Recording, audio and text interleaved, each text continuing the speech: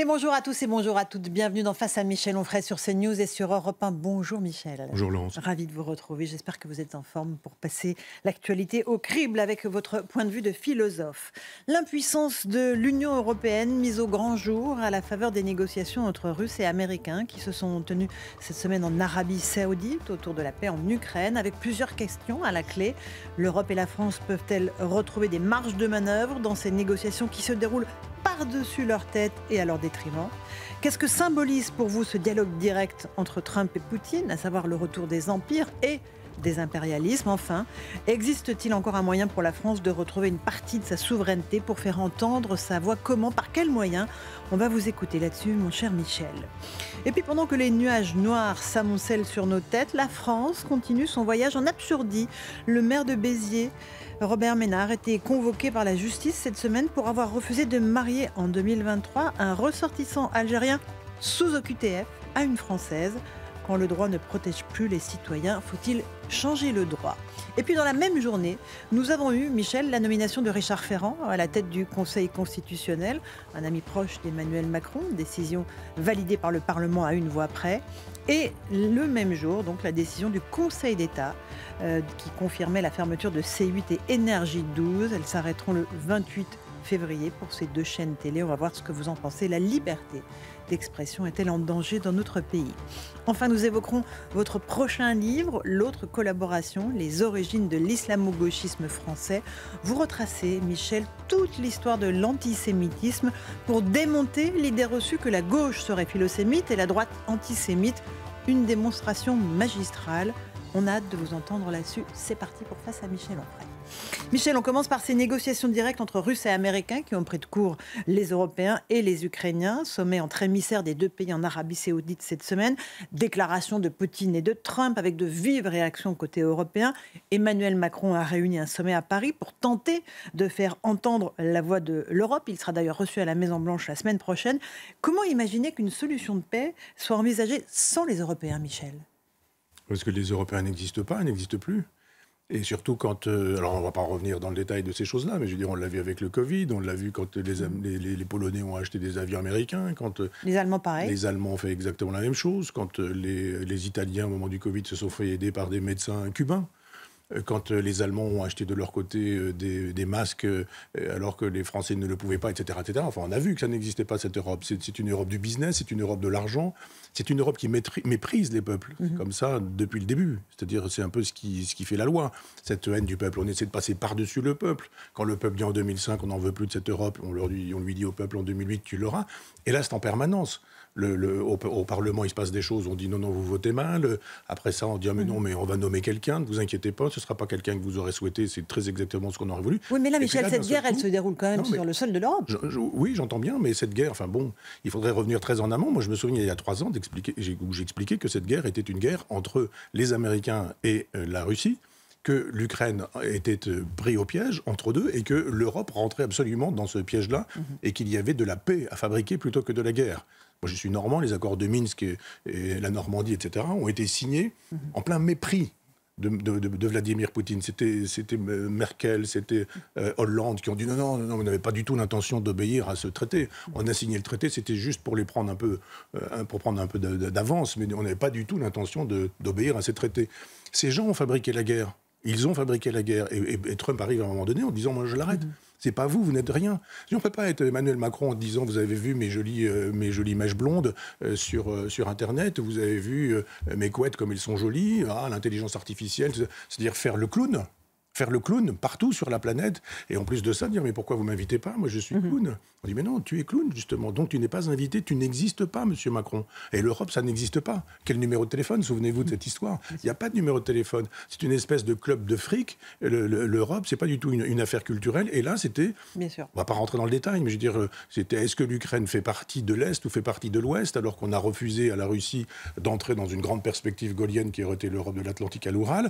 Et à un moment donné, il a dit, Poutine a dit ça ne va pas pouvoir durer comme ça. Alors je suis contre cette guerre. On ne va pas massacrer des peuples. Il y a un agresseur, un agressé. On est entièrement d'accord. Et je ne suis pas du côté de l'agresseur. Je dis juste que quand il a fallu faire la paix, elle n'a pas été faite.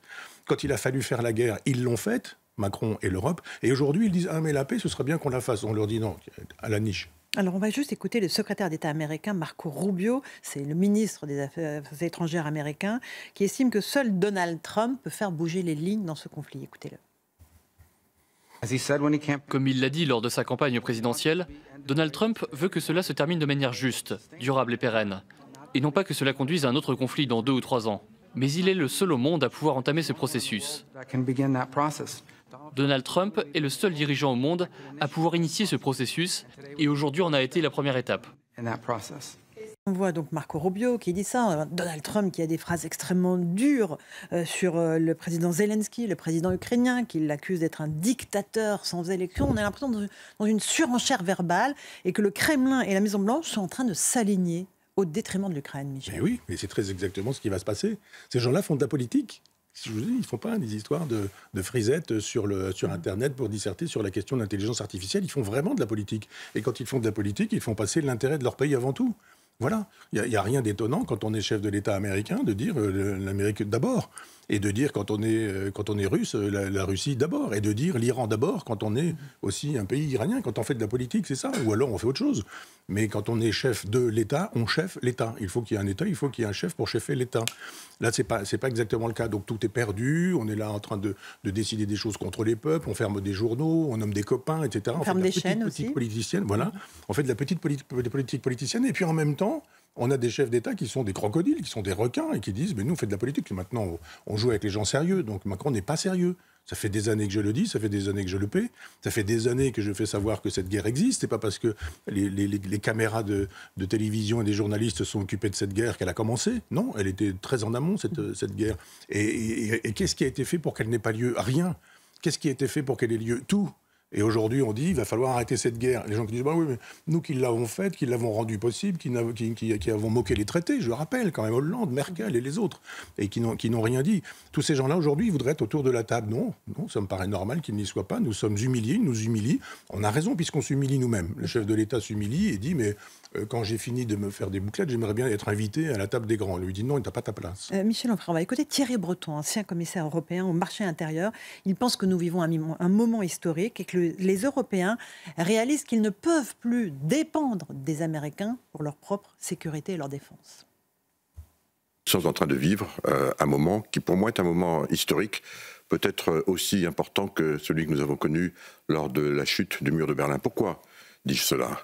Parce que, pour la première fois depuis très longtemps, les Européens, en tout cas 26 États membres sur 27, se rendent compte qu'on ne peut plus dépendre désormais des seuls États-Unis pour notre sécurité.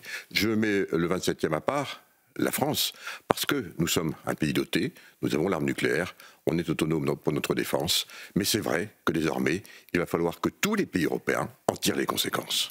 Voilà Thierry Breton qui était l'invité de Sonia Mamrouk sur CNews et Europe 1, il parle d'or. Mais... Il est gaulliste, lui, maintenant. Ça fait des années. La défense européenne est un mirage. Et là, c'est pas un mirage 2000. C'est pas neuf. D'un seul coup, là, il découvre la vérité. Alors qu'il a contribué à détruire l'Europe des nations, qu'il a contribué à détruire le gaullisme, qu'il a contribué à détruire l'idée du général de Gaulle. On le sait depuis peu, etc. Mais enfin, on le sait depuis 1944, depuis très exactement le 6 juin 1944. Voir le général de Gaulle, quand les États-Unis arrivent, ils n'arrivent pas parce qu'ils aiment tellement la liberté, etc. Les États-Unis entrent en guerre sur le territoire européen avec une monnaie qui s'appelle l'AMGOT, l'administration militaire des territoires occupés, pour faire de telle sorte qu'on puisse recycler les anciens préfets et sous-préfets vichistes pour pouvoir installer un régime anticommuniste et puis éventuellement, après Berlin, envisager Moscou. Et c'est le général de Gaulle qui dit « Ah non, non, non, non, c'est nous qui défendons la France et avec notre autonomie et notre indépendance ». C'est la doctrine du général de Gaulle depuis le début, même avant la libération. C'est-à-dire dès avant, sa doctrine des blindés, tout ça c'est une doctrine de la souveraineté et du souverainisme. D'un seul coup, ces gens découvrent que nous n'avons pas d'amis. Le général de Gaulle le disait, nous n'avons pas d'amis, c'est ainsi. Peut-être même comme ça dans la vie aussi. Mais je veux dire, c'est comme ça quand on est un chef d'État, on a des partenaires sur des projets particuliers. Et il y a eu des projets qui étaient des projets anticommunistes pour fabriquer une Europe qui ne soit pas soviétique. Bon, d'accord, c'est plus l'époque. La guerre froide s'est terminée, l'Empire soviétique s'est effondré. 92, il y a eu des moments importants. Qu'est-ce qu'on a fait depuis? Rien. Les hommes devaient vivre d'amour. C'était tellement formidable, l'Europe. Mais non, il y avait la vie continuait. Il y avait l'Iran, il y avait les ayatollahs au pouvoir, il y avait une Russie soviétique effondrée qui, elle, avait envie de se refabriquer un empire. Qu'ont fait les chefs de l'État français ou potentiels? Comment est-ce que je peux être réélu? Quand je suis élu, comment est-ce que je peux me maintenir, etc. Mais pendant ce temps-là, ça se gouverne un pays. Ils n'ont fait que penser à leur propre petite carrière personnelle. Je ne donne pas les noms, je n'en sauve aucun. Donc, depuis... Alors, aucun nom. Oui, non, mais je cherchais la date. Peut-être le départ du général de Gaulle, je dirais. D'accord. Donc Pompidou, pareil. Oui, pareil. Bon, on va peut-être écouter le général de Gaulle. Parce que quand même, la question que je vous posais, Michel, c'est sur la défense. La défense européenne, un mythe dont on nous rebat les oreilles depuis des années. Écoutez ce qu'il disait en 1966, le général, à propos de la position de la France vis-à-vis de l'OTAN. On sait que lui, il ne voulait pas réintégrer le commandement intégré de l'OTAN. Il souhaitait que la France reste souveraine. On écoute le général de Gaulle. Que notre pays devenant de son côté et par ses propres moyens une puissance atomique est amené à assumer lui-même les responsabilités politiques et stratégiques que cela comporte. Et responsabilités que leur nature et leur dimension rendent évidemment inaliénables. Et enfin, la volonté de la France de disposer d'elle-même, ce qui est indispensable pour qu'elle croie à son propre rôle et pour qu'elle puisse être utile aux autres. On est Face à Michel Onfray sur CNews et sur Europe 1. Michel, on vient d'entendre le général de Gaulle. La France, aujourd'hui, ne maîtrise plus sa souveraineté. Il faut repenser la question de la dissuasion nucléaire. C'est-à-dire que ça ne se pose plus exactement de la même manière aujourd'hui. On a bien vu que ça ne sert à rien d'avoir la bombe atomique quand il s'agit d'opposer la Russie et puis l'Ukraine. Et alors peut-être que si l'Iran disposait de la bombe atomique, je ne suis pas sûr qu'Israël pourrait durer, exister et persister. On a changé de monde. Il y a une doctrine qui a été faite par Clausewitz au XIXe siècle, qui était une grande doctrine qui opposait les deux grands blocs, etc. Et c'est un peu dans cette perspective que la puissance nucléaire, la puissance atomique est pensée. Deux grands blocs, etc. Mais vous avez des guerres qui ont été gagnées par des gens qui ne disposaient pas de la bombe atomique. Je rappelle que le Vietnam, ça s'est pas gagné avec des bombes atomiques, que l'Afghanistan a mis dehors l'Union soviétique, que l'Afghanistan a toujours gagné ses guerres contre des blocs qui eux-mêmes, avec les États-Unis, même ne disposaient de la bombe atomique, et que la bombe atomique, ça n'est pas le fin mot. C'est pas suffisant aujourd'hui pour faire la guerre. Donc j'ai vu qu'Alain Minc disait qu'il fallait que nous fassions savoir que nous étions une puissance nucléaire, mais ça fait rire tout le monde. Lequel va appuyer le premier sur le bouton nucléaire en sachant qu'en face, il y a peut-être des bombes atomiques qui sont supérieures aux nôtres, parce que je ne suis pas bien sûr que le renoncement à la bombe atomique classique par Chirac, qui s'était laissé faire par les écologistes en disant bon, on arrête, on fait des simulations sur ordinateur, etc. Tiens, mon œil. Est-ce qu'on est vraiment très au point? Évidemment, on ne va pas le dire.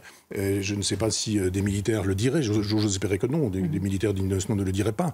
Mais aujourd'hui, on est obligé de repenser la stratégie autrement. Il n'y avait pas de cybercriminalité à l'époque du général de Gaulle. C'est maintenant sur ce terrain-là que ça se joue. C'est-à-dire des gens qui sont capables de faire exploser une gare aujourd'hui avec 4 bouteilles de gaz, par exemple. Qu'est-ce qu'on fait avec une bombe atomique? Rien. Donc il faut du renseignement. Il faut de la cybercriminalité avec de la police scientifique. Enfin, il faut repenser totalement la question de la dissuasion. Il faut lutter contre la cybercriminalité. Lutter, oui, bien sûr, oui. Je suis mal exprimé, vous avez raison. Mais ne pas imaginer que le fin mot, c'est la bombe atomique. Ça l'était à l'époque de la guerre froide, quand l'Union soviétique et les Américains disposaient d'un arsenal terrible. Aujourd'hui, qu'est-ce qu'on fait? Je ne pense plus que la dissuasion fonctionne comme elle fonctionnait en 1966. Michel Onfray, on est sur CNews et sur Europe 1. Évoquons maintenant la liberté d'expression, parce que j'aimerais qu'on écoute ce qu'a dit le vice-président américain qui était la semaine dernière à Munich pour une conférence sur la sécurité. Il s'appelle J.D. Vance. Ce qu'il a dit a littéralement sidéré les Européens. Il dit en substance ce que vous dites depuis des années, il ne faut pas avoir peur des peuples, et surtout, la liberté d'expression est en danger sur votre continent. Écoutez-le. En Grande-Bretagne et dans toute l'Europe, la liberté d'expression est en recul. Je le crains. Je suis convaincu qu'ignorer les gens, mépriser leurs préoccupations ou pire, fermer les médias, annuler les élections ou les tenir à l'écart du processus politique ne protège en rien. C'est au contraire le moyen de détruire la démocratie. S'exprimer et donner son avis, ce n'est pas interférer dans une élection.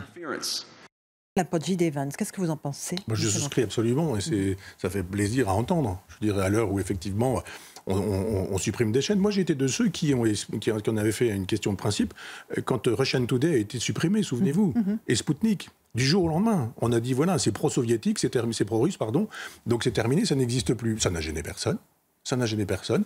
Et ça a disparu du jour au lendemain. Je dis attention, ça commence. Après, ça va être un autre, puis après, ça va être un autre, puis etc. Au nom de quoi? Vous ne pensez pas comme nous. Voilà, on reproche aujourd'hui à Cyril Hanouna de ne pas bien penser. C'est quoi bien penser? C'est penser comme M. Cohen, qui, lui, avec l'argent du contribuable, s'en vient nous expliquer qu'il faut interdire des chaînes, qu'il faut fermer des télévisions. Je rappelle qu'en même temps, on apprend que l'État français a arrosé pratiquement toute la presse française. Toute la presse française. Je ne donne pas de nom, il faudrait tous les donner, mais c'est de l'humanité à Ouest France. Et on s'étonne que des journaux qui paraissent aussi dissemblables finissent toujours au bout du compte. C'est les subventions à la presse. Ouais. Et bien voilà, et bien au deuxième tour des présidentielles, comme par hasard, ils nous disent toujours pour quel bon candidat il faut voter. Alors les uns avec une pince à linge sur le nez, si je me souviens bien de l'expression de Strauss-Kahn, d'autres en disant on ne va pas voter pour mais on va voter contre, d'autres nous font savoir qu'ils ne plébiscitent pas celui-ci mais que c'est un arc républicain qui se situe. D'accord, mais au bout du compte ils votent tous pour la même chose. Ils sont tous arrosés par l'argent du contribuable. C'est-à-dire que l'argent du contribuable permet à tous les éditorialistes de France Inter de vomir sur le peuple, le petit peuple, et on dit mais il n'y a aucun problème de ce côté-là. Okay. Des chaînes privées qui existent, on va leur faire la police, on va leur dire mais vous avez dit ceci, on va leur faire la peau. Telle date. On va leur faire la peau. Oui, mais en même temps, vous avez dit ceci, pas rentrer sur notre propre cas. Il nous arrive de dire mais vous avez dit de telle personne que, etc. On est obligé de faire des lettres pour expliquer qu'on est en train de pratiquer l'esprit de Voltaire, qu'on est dans un esprit ironique et que la philosophie c'est l'art d'interroger les choses qui paraissent pour évidentes a priori. Peu importe, vous avez une police qui est là, qui veille, qui fait le total et qui dit mais voilà, ça fait 35 fois qu'on vous a dit que vous n'aviez pas le droit de dire ceci, pas le droit de dire cela, qu'il faut dire ceci, qu'il faut dire cela. Ah, vous avez été climato-sceptique puisque vous avez fait savoir que peut-être l'astrophysique nous permettrait d'avoir une autre hypothèse sur cette... Hop, vous êtes viré du service public, vous êtes interdit de retrouver du travail, etc., etc. Oui, la liberté d'expression est en danger, mais depuis plusieurs années, depuis au moins de manière très évidente, la présence d'Emmanuel Macron au pouvoir. Ça va faire 7 ans, 8 ans. Où les choses sont clairement dites. On interdit des gens d'expression, on ferme des chaînes, ça ne gêne personne, on interdit des médias, et puis on donne de l'argent aux médias qui disent exactement la même chose. Michel Onfray, nous avons du mal, nous, à Front Populaire, à exister, parce que nous refusons cet argent pour pouvoir être libre, pour pouvoir dire ce qu'on veut, quand on veut, comme on veut, mais c'est pas faux de nous attaquer. Mais oui, et mention à Front Populaire qui fait un travail magnifique sur votre houlette. On évoque là, évidemment, la fermeture de C8, décision prise par l'Arcom et validée cette semaine par le Conseil d'État. C8 et Énergie 12 ont donc arrêté d'émettre le 28 février dernier. Pour C8, ça concerne près de 400 collaborateurs ou salariés qui vont perdre leur travail ou dont le travail sera menacé. C'est la première chaîne TNT. Chaque jour, 9 millions de Français la regardent. J'ai une pensée pour tous ceux qui fabriquent cette chaîne depuis des années et que je connais bien. C'est là encore un symbole de la liberté d'expression qui est en train de s'amenuiser dans notre pays. On va juste écouter un petit extrait de Laurent Wauquiez qui a mis une petite vidéo sur les réseaux sociaux pour dire son soutien à C8. C8, c'est fini. Je vais vous expliquer pourquoi ça me choque et pourquoi est-ce qu'on doit réagir. C8, c'est une chaîne de la TNT, c'est la plus regardée. Vous êtes 40 millions chaque mois. C'est une chaîne populaire, appréciée des Français, qui émet depuis 20 ans. La fermeture de C8, elle est due à l'Arcom. Une autorité administrative obscure, comme il y en a beaucoup trop dans notre pays, vous savez que je combats ça, et qui s'est arrogé un droit de vie ou de mort sur cette chaîne. On m'enlèvera pas de la tête que cette décision de fermeture de C8, elle est due à une seule chose, c'est que ça appartient à un groupe médiatique qui ne convient pas à certains et qui ne pense pas comme il faudrait. Voilà pour Laurent Wauquiez, il a raison dans sa démonstration, Michel Onfray. Oui, bien sûr. Oui. Il y avait, le général de Gaulle a été, je l'ai déjà dit, mais je me répète, mais à la Libération, obligé de composer avec tout le monde, sauf les collaborationnistes. Donc il fallait bien donner quelque chose aux communistes, aux socialistes, dont nombreux avaient été des collaborationnistes notoires, notamment le Parti communiste en son sommet. Dans un premier temps. Oui. Et donc, oui, et puis après, quand Hitler rompt le pacte germano-soviétique, ils deviennent résistants. Je ne sais pas s'ils seraient devenus résistants sinon. Mais, et des grands résistants. À partir de 41. Mais c'est quand même Le nazisme aujourd'hui, on ne l'associe pas du tout à la collaboration du Parti communiste. Donc le général de Gaulle fait comme si ça n'avait pas existé. Un certain nombre de députés du Front populaire rendent possible les pleins pouvoirs au maréchal Pétain. On ne le dit pas. Un certain nombre de grands communistes ou socialistes, les DA, les Doriot, dont on utilise beaucoup le nom aujourd'hui, sont des gens qui sont devenus des créateurs de partis fascistes, etc. Donc on fait une espèce de grand silence sur ce sujet-là. Et puis on dit, bon, on va pas donner aux communistes, ils ont des ministères, mais on va pas leur donner la défense nationale, les affaires étrangères, l'industrie, l'armée ou ce genre de choses. On leur donne la culture, la recherche, etc., etc. Et on a un Malraux qui s'en vient faire tout ça très bien. Et d'un seul coup, il y a un récit qui est fabriqué, le récit d'une gauche qui a été résistante, qui a donc toujours été philosémite, qui a toujours combattu le colonialisme. C'est totalement faux tout ça. Qui a été, on va en parler tout à l'heure. C'est votre livre, Michel. À l'avant-garde du féminisme, etc. Pas du tout. Il y a eu de l'homophobie, il y a eu le Parti communiste était contre la pilule, contre la contraception, contre les homosexuels, etc. Enfin bon.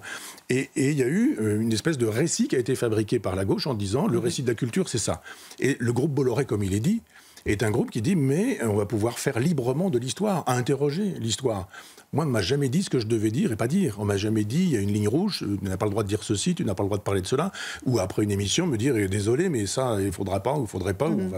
Non, jamais. Liberté. Liberté totale. Et donc, ça gêne ces gens qui n'aiment pas la liberté, qui veulent absolument, qui préfèrent la mythologie, qui préfèrent la légende, qui préfèrent cette histoire d'une gauche qui aurait été tellement formidable et qui aurait aimé tellement le peuple. Mais c'est faux. La gauche, elle a découpé la tête du peuple en 1793. La gauche, elle s'est moquée du peuple en Union soviétique et dans tous les pays satellites. La gauche, elle s'est moquée du peuple dès qu'elle l'a pu. Elle s'est moquée du peuple en 1983 avec Mitterrand. Elle se moque aujourd'hui du peuple en disant au petit peuple qui travaille, allez vous faire voir, nous, on a changé de peuple. On a un néo-peuple. Si le peuple vient de l'autre côté de la Méditerranée, c'est le nôtre. Mais vous êtes des beaufs. Les fameux beaufs qu'on trouve devant les écrans de télévision de Cyril Hanouna et qu'on méprise profondément parce que Cyril Hanouna leur donne la parole. Et même, ça vaut ce que ça vaut, c'est le bazar, c'est le chambard, mais il y a du meilleur, il y a du pire. Oui, et alors ? Et est-ce que c'est mieux qu'une chaîne de radio officielle, par exemple, où on sait très bien ce qu'on va entendre ? Il suffit d'ouvrir cette radio-là, les radios du service public, pour savoir quel discours on va nous tenir. Non, moi je suis pour la liberté d'expression, y compris pour le délire de la liberté d'expression. J'ai vu il y a quelque temps, quand j'ai fait un livre sur Camus, à quoi ressemblait la liberté d'expression en Algérie, je suis sûr que c'est pas terrible. Allez, on fait une petite pause, Michel Onfray. On a évoqué le Conseil d'État qui a validé la fermeture de C8. On va parler du Conseil constitutionnel dans un instant avec Richard Ferrand, qui sera nommé à sa tête, un ami proche d'Emmanuel Macron. Et puis on parlera aussi de Robert Ménard. La France marche sur la tête, qui a été entendu par la justice pour avoir refusé de marier un ressortissant algérien sous OQTF. A tout de suite dans Face à Michel Onfray.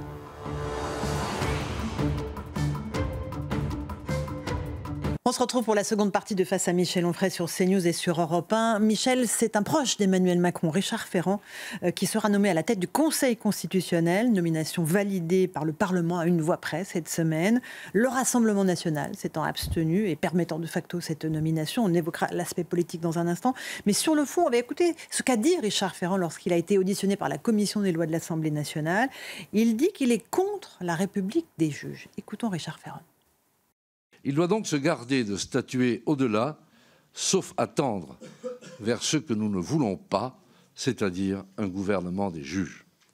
Ni constituant, ni législateur, il n'est pas davantage une sorte de troisième chambre où devrait se poursuivre le débat politique. Au contraire, son rôle est à mon sens d'apaiser, non d'apaiser en cherchant je ne sais quel juste milieu ou des positions de compromis. Apaiser en observant avec constance et, si possible, avec une forme de prévisibilité, les règles constitutionnelles. Michel Onfray, est-ce que ce qu'on vient d'entendre de la part de Richard Ferrand vous rassure ou pas ? Pas du tout. D'abord, c'est quelqu'un qui vend une voiture dont le moteur est cassé. Il ne va pas commencer par nous dire levons le capot, je vais vous faire voir que le moteur est cassé. Il va vous dire elle est en pleine forme et elle va très bien. Mais c'est propos le langage quand même. Mais les questions, les images sont importantes. On ne voit pas assez les images, on écoute ce qu'il raconte et puis on ne regarde pas ce qui est dit. Il faudrait couper le son, mais voilà quelqu'un à qui on pose des questions et qui a les réponses déjà écrites. Qu'est-ce que ça veut dire, ce truc ?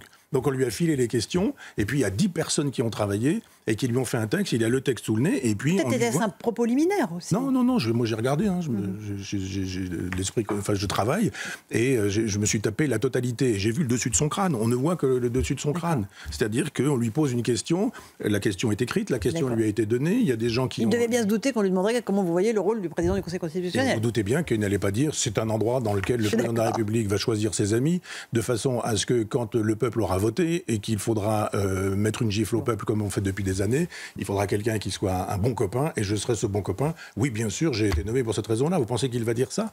Non. Bien sûr que non. Donc il dit exactement le contraire. Et puis il lit le texte qu'on lui a dit. On dit non, il y a la liberté, je suis pour. C'est pas le gouvernement des juges, ça peut pas être le gouvernement des juges. Il a l'air de juger assez peu et assez mal. Et quand il a eu affaire à la justice, ça n'a pas été forcément du bon côté. Si j'en juge par les notices. Ça a été prescrit. C'est prescrit, mais on peut quand même faire état de ce qui a été prescrit. La prescription ne dit pas que les choses n'ont pas eu lieu. Elle dit qu'elles ont eu lieu, mais que la date de péremption est passée. C'est comme pour le moteur de la voiture. Donc on ne peut pas attendre autre chose que ce qu'il a dit dans ces configurations-là. Et moi je me disais, mais c'est incroyable de voir cette espèce de robinet d'eau tiède avec tout le monde qui fait semblant et qui acquiesce et qui dit oui, et puis on repasse et on reprend la parole. Et il y a aussi des gens dont j'ai googlisé le nom un peu pour voir qui étaient ces gens-là. Je vous jure que c'est des gens qui sont aussi en délicatesse avec le droit. Hein. Il vaut mieux ne pas aller voir de trop près ces gens qui nous donnent des grandes leçons sur le respect de la loi, sur le droit, sur la loi des lois, sur la Constitution. Michel, est-ce que ça vous a surpris que le Rassemblement national s'abstienne au motif que Richard Ferrand en fait était le moins pire entre guillemets des candidats proposés par Emmanuel Macron, que si lui avait été désavoué, on aurait pire après. C'est déplorable, c'est de la petite politique. Voilà, des gens qui nous parlent de la France, de l'intérêt national, du peuple, etc. Et qui là se disent, celui-là, peut-être qu'on va négocier un petit peu, et quand les affaires de Marine Le Pen arriveront, peut-être qu'on pourra négocier. Vous vous souvenez que vous êtes là par la vertu de notre abstention, et donc ce serait bien que, etc. Parce que le Rassemblement national avait la possibilité de dire non, et puis avait la possibilité de dire non à Taubira, puis avait la possibilité de dire non, et voilà, ils ont cette possibilité. Cette façon de dire, non, mais si c'était pas lui, ça aurait été un autre et ça aurait été pire. Personne ne peut souscrire à ça. Donc moi je dis depuis bien longtemps déjà qu'il y a une chiracisation de Marine Le Pen, on le voit là. On le voit, les petits bricolages. Je vais voter pour, je vais voter contre. On va faire tomber un Premier ministre, mais on ne va pas faire tomber le suivant. Si le suivant est gentil et qu'il ne dit pas du mal de nous, à ce moment-là, on ne va pas voter. Mais qu'est-ce que c'est que ça ? C'est le pire de la politique. C'est vraiment la petite politique de la 4e République. Et ils sont en train d'être très heureux là-dedans, le Rassemblement national.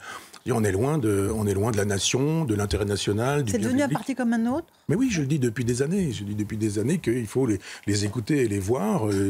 Et c'est plus Jean-Marie Le Pen. Et on l'a bien vu. Je veux dire, au moment de la mort de Jean-Marie Le Pen, on a vu un certain nombre d'idées, de thèses, notamment l'antisémitisme, qui ont disparu chez Marine Le Pen. Elle a arrondi tous les angles. Il n'y a plus rien du tout. On ne touche pas à Schengen, on ne touche pas à l'euro. Il n'y a plus de Frexit.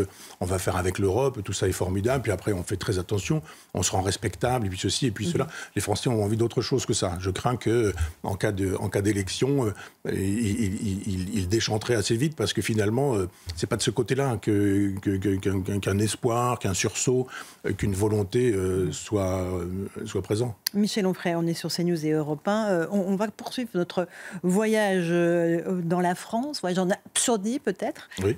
Puisque Robert Ménard, je vous le disais, a été entendu cette semaine par la justice, par le tribunal de Montpellier, pour avoir refusé de célébrer en juillet 2023 un mariage entre un ressortissant algérien sous OQTF et une Française.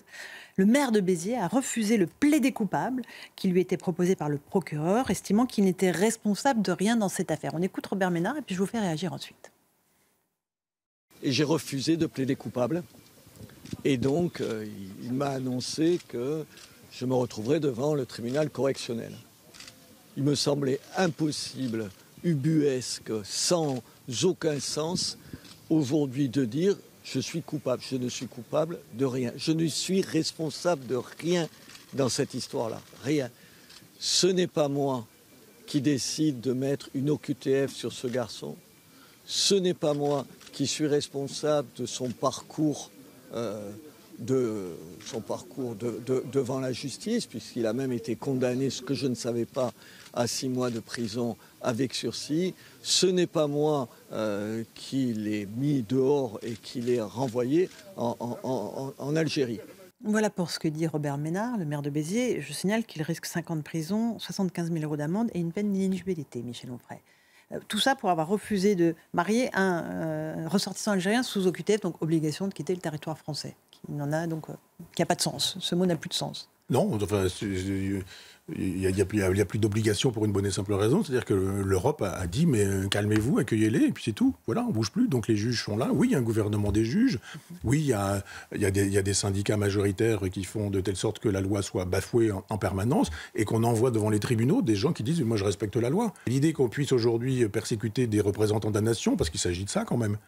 Je veux dire, Monsieur Ménard, Robert Ménard est quelqu'un qui est investi, et très bien investi par son peuple, par la population. Il est très bien élu, il est très bien réélu. Et il dit, mais attendez, vous êtes en train de me demander de faire quelque chose d'illégal. Et ça devient légal aujourd'hui. Alors, illégal, le mariage est un droit fondamental dans la République. Oui, mais vous êtes censé aussi dénoncer un certain nombre de choses que vous auriez vues. Vous dites, ah ben moi, vous cherchez peut-être... Mais le droit, aujourd'hui, enfin, il y a une proposition de loi qui est étudiée au Sénat, le droit n'autorise pas à ne pas marier un autre. Mais le droit ne dit pas la morale. On sait très bien aujourd'hui que le droit dit la politique. Moi, je reste marxiste là-dessus. C'est un rapport de classe qui est dit par le droit. Et on voit bien qu'il y a des façons particulières de dire le droit.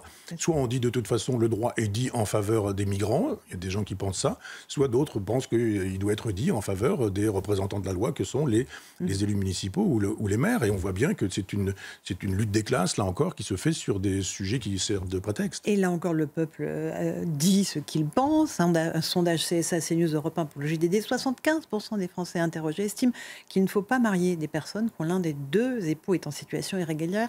Même à gauche, le taux d'approbation est à 47%. C'est-à-dire que ça fait l'unanimité en réalité.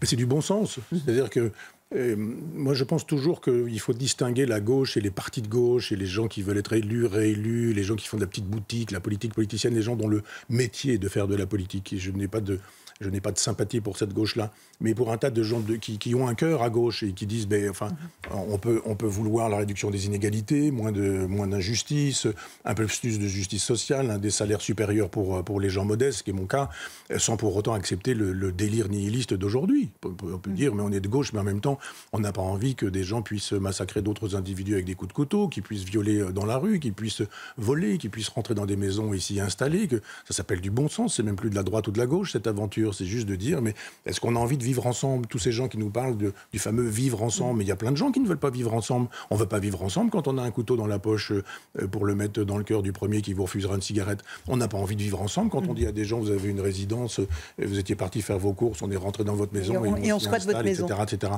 Un autre exemple, Michel Onfray, qui vous a frappé, c'est cette bibliothèque à Grenoble qui a été incendiée. Elle était neuve, elle venait d'être rénovée 2 mois auparavant. Oui. C'est visiblement une réponse des narcotrafiquants, selon le ministre de l'Intérieur, aux actions de la police. Écoutez les habitants de Grenoble, parce qu'ils sont absolument désemparés et ils en ont ras-le-bol. Écoutez-les. Des feux, on en a souvent, mais là, c'est, comment dire, c'est la culture avec un grand C, c'est symbolique, le message est clair, pas de ça chez nous. C'est une désolation de voir un endroit où on a l'habitude de venir là avec les enfants. De se retrouver face à face avec ça fait vraiment mal au cœur. C'est le symbole de la République, quoi. Donc moi, j'ai pas de mots. Voilà, Michel Onfray, on est sur CNews et sur Europe 1. On vient d'entendre ces habitants de Grenoble sous le choc après que la bibliothèque d'un des quartiers Mistral et Auclair ait été incendiée. Encore une fois, c'est la population qui paye. Ce sont les petites gens qui payeront. Oui, bien sûr. Et puis, bibliothèque brûlée. Je crois que le maire a dit on recommencera, on refera la même et au même coût, etc. Il y a aussi plein de gens qui, dans les pays, dans les provinces, se disent mais nous, on n'a pas toute cette chance-là. Nous, quand on a une médiathèque, c'est une fois tous les 40 ans, tous les 50 ans, et c'est tous les 70 km. Et c'est pas du tout comme ça que ça se passe. Oui, j'ai souhaité qu'on parle 2 secondes de ça parce que on a parlé des autodafés dans les années 30 en disant regardez ces endroits où des gens jettent des livres sur la place publique et mettre le feu à ces ouvrages-là. Là, c'est très exactement la même chose. On prend une voiture bélier, on met le feu à cette voiture, on la fait rentrer dans une bibliothèque et on met le feu à une bibliothèque. Cette façon de dire, c'est pas la République, tous ces gens qui ne parlent que de la République, mais la France, elle existe avant la République. C'est l'Occident, c'est l'Europe, c'est la culture, c'est tout ça qui est en jeu. C'est-à-dire, on met le feu à des livres. Mais il y a plein de gens qui font ça. Tous ces gens qui nous interdisent de publier des choses ou même de dire des choses, on en parlait tout à l'heure avec Cyril Hanouna, ce sont les mêmes qui mettent le feu aux bibliothèques et qui interdisent les chaînes de télévision et qui empêchent que des presses libres puissent exister et qui donnent de l'argent à des presses qui sont asservies, inféodées, c'est-à-dire presque toutes, etc. etc. C'est le même monde. Donc je dis faites attention, et il me semble que la limite est même dépassée, mais faites attention, vous êtes sensible, vous étiez d'ailleurs jadis sensible à des images d'autodafé à Berlin en 1933, vous avez des autodafés aujourd'hui avec des bibliothèques auxquelles on met le feu, avec des élus qui ne trouvent pas ça anormal du tout. Ils disent on va reconstruire, c'est pas grave. Michel Onfray, on est sur CNews et sur Europe 1, un monde cruel, un monde où l'actualité chaque jour est de plus en plus dure. On a vu un exemple de la barbarie à visage ouvert du Hamas qui a rendu cette semaine à Israël des cercueils de plusieurs otages, dont 2 enfants. Les enfants Bibas et leur maman Shiri, un jour terrible, un jour de deuil pour les familles de ces otages. Est-ce qu'on réalise bien, la mise en scène était abominable comme d'habitude, mais est-ce qu'on réalise bien, Michel, qu'un bébé de 9 mois et son petit frère de 4 ans ont été pris en otage et tués dans les mains des terroristes du Hamas? Pourquoi il n'y a pas d'indignation internationale, en réalité, sur cette abomination? Parce qu'il y a de l'idéologie, parce qu'Israël est minoritaire, et qu'elle est hélas de plus en plus minoritaire, parce qu'elle est accablée sur la totalité de la planète, parce qu'il suffit de regarder le nombre de juifs, d'abord en Israël, mais également sur la planète, et puis le nombre de musulmans. Combien de pays sont musulmans sur la planète? Combien de dizaines? Avec une satisfaction qu'il y ait des morts de ce type-là. Plus le négationnisme, Madame Rima Hassan qui nous dit ou Madame Ercilia Soudé qui nous font savoir que c'est des enfants qui ont été tués par les Israéliens. Oui, tant qu'à faire, évidemment. Les Israéliens ont bombardé comme ça, par hasard, pour le plaisir, Gaza. Il n'y a rien qui justifie qu'il y ait eu des bombardements à Gaza. Il n'y a pas eu de 7 octobre. Et on nous fait savoir que ces gens qui ont été torturés et massacrés par le Hamas, ces enfants, ils ont été tués par les Juifs, c'est-à-dire par les Israéliens. Mais c'est l'abomination de la désolation. Mais où est l'Arcom? Où sont les plaintes? Où sont les poursuites contre des gens qui faisaient l'autre jour sur le service public une émission disant le Hamas est-il toujours dangereux? Est-il toujours dangereux? Point d'interrogation. Point d'interrogation. Hein. On n'est pas très sûr qu'il soit dangereux. Aujourd'hui, on voit des cercueils qui sont rendus comme ça et personne ne bouge. Et il y a même des gens pour nous dire qu'ils l'ont bien cherché. Moi, j'ai eu des conversations récemment avec des gens, pour d'autres raisons, cette semaine, mais où j'étais sidéré de voir que c'était toujours, la charge était toujours portée sur les Israéliens qui commençaient à nous fatiguer avec, etc. etc. C'est-à-dire l'antisémitisme est grandissant, et on a aujourd'hui, chez les gens qui coupent les chaînes de télévision, chez les gens qui interdisent les journaux, chez les gens qui vous interdisent de parler dans le service public, sur le service public, chez ces mêmes gens, l'éloge de ceux qui tuent des enfants. Absolument. Et on se rappelle des visages de ceux qui arrachent les affiches avec les visages des petits Bibas. Ça nous amène à parler de votre livre, Michel, l'autre collaboration, les origines françaises de l'islamo-gauchisme. Vous êtes parti en réalité des massacres du 7 octobre pour retracer ces origines, c'est bien cela ? Oui, c'est-à-dire que avec un énervement de gens qui disent que la gauche a été du côté d'Alfred Dreyfus et que la droite a toujours été antisémite. J'ai dit mais c'est totalement faux. D'abord, je l'ai dit dans un article du Figaro, puis après je me suis dit, mais je vais le dire dans un livre en prenant la totalité du XXe siècle et des fameux philosophes qui, de Alain jusqu'à Badiou, en passant par Sartre, Beauvoir, Jean Genet, etc., des gens qui sont dans la prestigieuse bibliothèque de la Pléiade, et qui ont écrit des choses mais épouvantables. Et je vous assure que j'ai découvert des choses épouvantables. C'est tellement épouvantable que les ayants droit de Jean-Paul Sartre, que les ayants droit de Simone de Beauvoir, que les ayants droit de Jean Genet m'ont interdit la possibilité d'acheter les droits, comme il est possible de le faire en temps normal, pour que je puisse citer. Tellement ces propos étaient mais parce qu'ils ne voulaient pas que condamnables. Oui, pas pour eux, mais ils voulaient pas effectivement que ces textes-là remontent à la surface. Donc j'ai paraphrasé, j'ai dit très bien, je paraphrase, on n'avait pas m'interdire la paraphrase, on encadre, donc effectivement, voilà, en substance, ce qui est dit. C'est-à-dire l'éloge de la Gestapo, par exemple, chez Jean Genet, l'éloge de la Gestapo, de la milice, des tankistes allemands, de la collaboration, la haine des Juifs, l'antisémitisme, l'éloge des Fédayines, etc. Toutes ces choses-là sont dites chez cet auteur qui est présenté comme un grand auteur de la pensée de gauche, avec des expositions à l'IMEC, à Caen, avec des expositions à l'Institut du monde arabe, avec des ouvrages pour nous expliquer qu'il est formidable, fantastique. Cet homme a fait l'éloge d'Adolf Hitler, quand même, Jean Genet. Et c'est une grande conscience de gauche. Et c'est la même chose avec les Sartre, avec les Beauvoir. Le texte que Sartre écrit en 72 pour justifier l'acte terroriste de Munich est un texte totalement introuvable aujourd'hui. Même dans les bibliographies, qui sont des bibliographies savantes, justement des éditions de la Pléiade ou Oblique, ou je ne sais où on sait ce que Sartre a écrit. Il y a même un livre qui s'appelle Les écrits de Sartre, où vous avez le détail de ce qu'il écrit. Et ça a été escamoté ? Comme par hasard, ce texte-là n'existe plus. Vous ne le trouvez pas. pouvez pas le trouver. Quel intérêt y a-t-il à cacher ce genre d'informations? On le voit bien. C'est évident. Voilà. Michel Onfray, pour vous, il n'y a pas de différence entre l'antisionisme et l'antisémitisme? Non, parce qu'il faut faire une histoire de l'antisémitisme qui a pris qui a 20 siècles derrière lui, au moins. Je dirais, il y a eu un antisémitisme chrétien, c'était le peuple déicide. Après, il y a eu un antisémitisme anti-judaïque, c'est-à-dire que c'était les Juifs qui avaient fabriqué le Nouveau Testament, le christianisme, et il fallait se défaire de tout ça. C'était Voltaire, par exemple, c'était tous les philosophes dits des Lumières au XVIIIe siècle. Et puis au XIXe siècle, on a eu un antisémitisme socialiste, pour le coup, l'argent, les Juifs, le capital, le capitalisme. Et puis après, on a ajouté les États-Unis. On a dit, c'est tout ce monde-là. Et pratiquement tous les socialistes sont antisémites. Proudhon, Marx lui-même, qui avait cessé d'être juif, son père était converti au luthérianisme. Donc c'est un protestant, Marx, issu d'une famille juive. Mais, et puis vous avez une espèce d'antisémitisme scientifique. On commençait à mesurer les crânes, les nez, les oreilles, en disant, regardez, avec des vachers de la Pouge et quelque chose. Et puis il y a eu Auschwitz.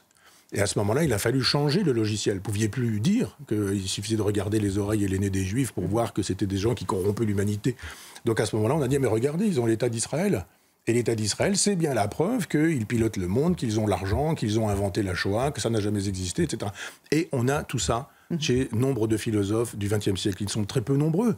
Il faut être BHL, il faut être Robert Misrahi, il faut être Jean Kelevitch, il faut être André Glucksmann, c'est-à-dire des philosophes de gauche, et encore, ça ne suffit pas. Des philosophes juifs, je veux dire, pour pouvoir dire que le réel a bien eu lieu. Pas du tout. On s'en vient ressentir toutes ces choses-là. Et chez un Roger Garaudy qui a été communiste, marxiste, antisémite, négationniste, pro-arabe, pro-palestinien, pro-Iran, etc., on se dit, tiens, c'est drôle, quand on lit Roger Garaudy, plus personne ne le lit. Il était une vedette dans les années 70 du siècle dernier. On a l'impression de lire les députés, si tant est qu'ils écrivent, de la France insoumise. Justement, Michel Onfray, vous dites que l'antisémitisme sert, selon vous, de ciment à cette mouvance politique. C'est ça qui, au fond, est la ligne rouge. C'est la haine, d'abord, quand vous allez en Israël. Moi, je suis allé 5, 6, 7 fois, et que vous allez, y compris dans des territoires palestiniens, vous voyez bien que ça n'est pas le même monde. Je regrette, mais depuis combien de temps? Depuis des années, la bande de Gaza est au Gazaoui. Israël a quitté en disant faites ce que vous voulez. Ils ont fait quoi? Ils ont fait une machine de guerre. Ils n'ont pas fait un endroit qui était fait pour les Palestiniens, pour le bien-être des Palestiniens, pour l'autonomie et l'indépendance, qui aurait permis de dire vous l'avez, votre terre, vous avez un État. Il est fait, maintenant on signe le papier, vous avez votre État ici, comme il aurait pu avoir lieu en Cisjordanie. Ils ont fait quoi pendant ce temps-là? Une économie de guerre. Des kilomètres et des kilomètres et des kilomètres de souterrains pour pouvoir fabriquer une attaque, l'argent ayant été mis au service d'une cause de guerre. C'est comme Adolf Hitler quand il commence à avoir une économie de guerre en 1933. Il faut bien que la guerre ait lieu un jour. On ne peut pas fabriquer une économie de guerre sans que la guerre soit au bout du compte. Et en France, qu'est-ce qu'on peut faire, Michel Onfray? Quelles sont les solutions qui sont à notre disposition? L'éducation, la culture? Comment on peut faire pour inverser ça? Je trouve que, par exemple, cette façon qu'on a de laisser parler ces gens qui... Je ne vais pas donner de nom, on a déjà eu des histoires avec des individus en plus de ça, mais des individus qui s'en viennent nous expliquer que le Hamas est un régime, est un mouvement de résistance. Je ne sache pas que dans l'histoire de la résistance, il n'y ait jamais eu un seul crime qui aurait été perpétré contre quelqu'un d'innocent. Jamais les résistants n'ont mis le feu dans un cinéma en disant il y a 2 officiers nazis, on va tuer 300 personnes. Jamais. Ils ont tué des nazis, des miliciens, des collabos, c'était très ciblé, mais ils n'ont pas tué des victimes innocentes. Donc que fait le petit dans son cercueil là aujourd'hui? Il est coupable de quoi, lui? Le simple fait d'avoir été juif. Donc c'est exactement ce qui s'est passé avec les nazis. Les juifs étaient coupables de quoi? D'être ce qu'ils étaient. Donc l'éducation? Dire les choses, de dire les choses, dénoncer. De poursuivre les gens. On emmène en justice n'importe qui a dit que peut-être l'islam était dangereux pour la civilisation. Paf, vous allez au tribunal pour ça. Mais quand vous dites que c'est un mouvement de libération, quand vous dites que finalement les enfants qui ont été tués par des terroristes l'ont été par les Israéliens, quand vous faites savoir, etc., on a des listes comme ça. Il n'y a jamais de poursuite. Il n'y a jamais de poursuite et il y a des émissions de télé. Tout le service public est consacré à ça. Je veux dire, j'ai été invité, moi, sur le service public, comme par hasard. Et là, on me mettait 2 ou 3 pro-palestiniens en face de moi, avec probablement 2 ou 3 autres sur le plateau, pour me mettre des photos de Marine Le Pen dans le dos, comme c'est fait, alors que je n'ai pas encore parlé. Non, je dis, dans ces cas-là, on ne peut plus débattre. Donc, il n'y a pas de débat possible. Il y a aujourd'hui une propagande qui est généralisée. Elle est payée par l'argent du contribuable. Elle est sur le service public. Cette propagande, on la retrouve à l'université, on la retrouve dans les écoles, on la retrouve partout. Et Et elle peut continuer parce qu'on laisse dire et on laisse faire. Aujourd'hui, on peut être antisémite sans difficulté. Si vous dites que l'islam est antisémite, vous allez au tribunal. Si vous dites que l'islam est une bonne chose pour régénérer la France et fabriquer une France nouvelle, comme le dit Mélenchon, vous êtes applaudi sur le service public. Michel Onfray, l'autre collaboration, Les origines françaises de l'islamo-gauchisme, c'est aux éditions Plomb. Merci pour cette démonstration absolument implacable que vous faites dans ce livre et dans cette émission. Merci beaucoup. C'est passé encore une fois beaucoup trop vite. On se retrouve la semaine prochaine sur CNews et sur Europe 1.